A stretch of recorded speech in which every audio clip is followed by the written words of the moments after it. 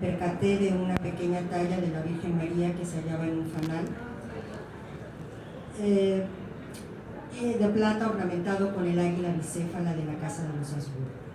No sé qué misterioso poder obró sobre mí, acaso la dulzura de su rostro, acaso su aura de reina. Pregunté a mi maestra sobre esta enigmática estatuilla, a lo que me respondió: es la Conquistadora. Y fue patrona de Puebla, se dice que la trajo Hernán Cortés, y según la leyenda, es la imagen que colocó en lo alto del Templo Mayor. En ese momento me pregunté cómo había funcionado la imagen de la Virgen María en los contextos bélicos de la conquista. A partir de entonces comenzó a tener todo sentido y decidí dedicar todos mis esfuerzos a su estudio a lo largo de este viaje que continúa hasta ahora. Así pues, hice velas y me embarqué hacia mares ignotos con el propósito de profundizar sobre el papel de las imágenes marianas en la construcción de los imaginarios, en la retórica de conquista y fundación. De manera misteriosa e inesperada, la diosa Fortuna siempre ha guiado mi nave. Puso en mi camino a mi querido maestro, mentor, Jaime Cuadriello, almirante y conocedor de todos los mares, quien puso en mis manos cartas de navegación y trazamos la ruta bajo innovadores enfoques metodológicos en nuestra disciplina de historia del arte. Elegimos 3 imágenes.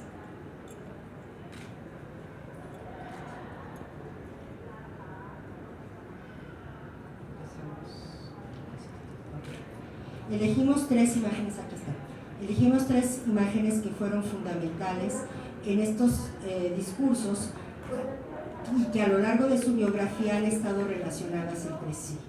La Conquistadora de Puebla, Nuestra Señora de la Asunción, patrona de la provincia de Tlaxcala, y la Virgen de los Remedios, que recibe veneración en lo alto de la Gran Pirámide de Cholula o Tlachihualtepec. Es verdad que tuvimos que enfrentar tormentas y más de una vez la nave parecía ser engullida por las olas, pero la estela Maris siempre tintineaba en el horizonte guiándonos a puerto seguro. Conté con la paciencia infinita de mis sinodales que me enseñaron a comprender las voces de los vientos y evitar el canto de las sirenas. Fray Francisco Morales, que con su inmensa generosidad y profundos conocimientos históricos me facilitó todos los medios para revisar las imágenes y me condujo en la consulta historiográfica de las fuentes históricas. Revisé los acervos de la Biblioteca Franciscana, el Archivo Histórico de Puebla y el Archivo de Notarías de Cholula. También obtuve oportunidad de adentrarme en las profundidades del Archivo Histórico y el Archivo Diocesano del Estado de Tlaxcala, donde encontré perlas de inestimable valor. A lo largo del viaje se unieron especialistas en escultura religiosa, restauradores, paleógrafos, fotógrafos e historiadores, por supuesto, mayordomos y devotos, todos amigos queridos que me fueron aportando valiosas pistas. En esta charla quiero concentrarme sobre todo en el papel que jugó la Virgen María como aliada de guerra o socia belli dentro de los discursos en los contextos de conquista. ¿Por dónde comenzar? Las nociones más lejanas se remontan al Imperio Bizantino. Inclusive se sabe que la Virgen María, como protectora de ejércitos y ciudades, sustituyó la función del Paladio de Atenea y las diosas de Victoria y Niqueret de la Civitas Dique. El ícono de María, al igual que su reliquia, el Maforión, se le colocó en las puertas de la ciudad de Constantinopla para alejar a los enemigos invasores contrarios a la fe de Cristo. En el poema de Megatristos, dedicado a la Teotocos, se dice que algunos vieron inclusive a la Virgen batalladora en las murallas de la ciudad, asediando, ahuyentando a los enemigos.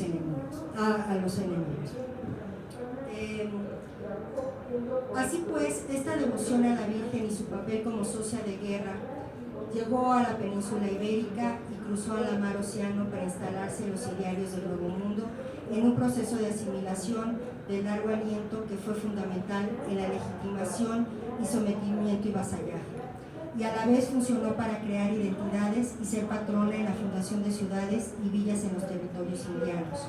De esta manera, la devoción experimentó un proceso de apropiación y regionalización. Su figura aparece en pinturas, códices, estampas y sermones en la Nueva España.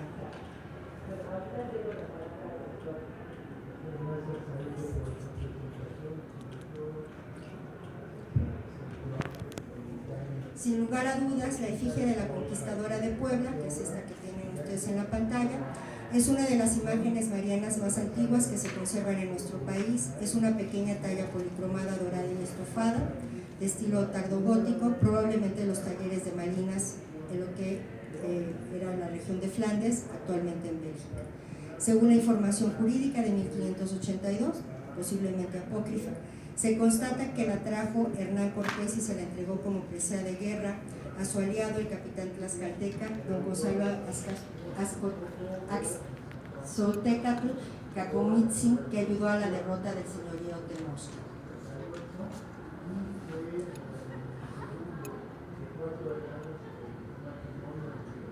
Tiene una leyenda en la parte de atrás que es mucho más reciente. Esta escultura es muy pequeña, es de 33.6 centímetros de altura, en donde precisamente tiene unas líneas donde se identifica como la Conquistadora. Entonces esta fue una de las primeras imágenes que comenzamos a estudiar.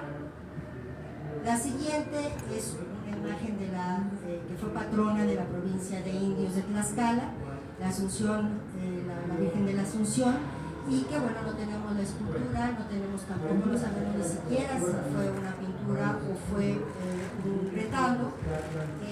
Tenemos idea, tenemos noticias, que estuvo precisamente en la primera capilla, que se hizo la capilla abierta, y luego después en la capilla real de naturales, muy probablemente ahí se colocó.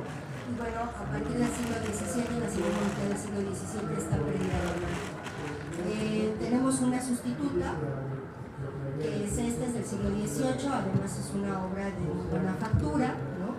Y que también aparece en el códice del lienzo de Tlaxcala, en precisamente lo que es como patronaje del Altepetl, ¿no?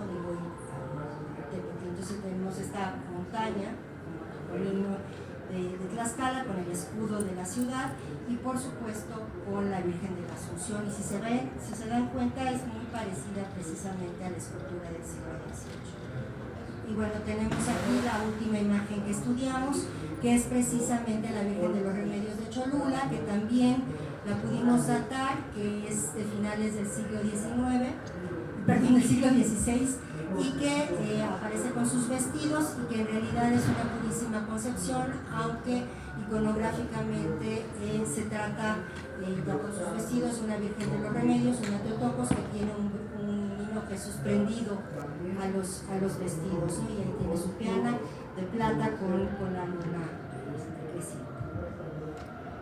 Y bueno, tenemos también una construcción legendaria ya del siglo XVIII, la encontramos por primera vez en el siglo XVII en el Códice de Cholula, en donde se dice que es la nueva Roma Cholula, ¿no? Por el martirio, precisamente ligado a la leyenda negra de la gran matanza que hubo durante la conquista.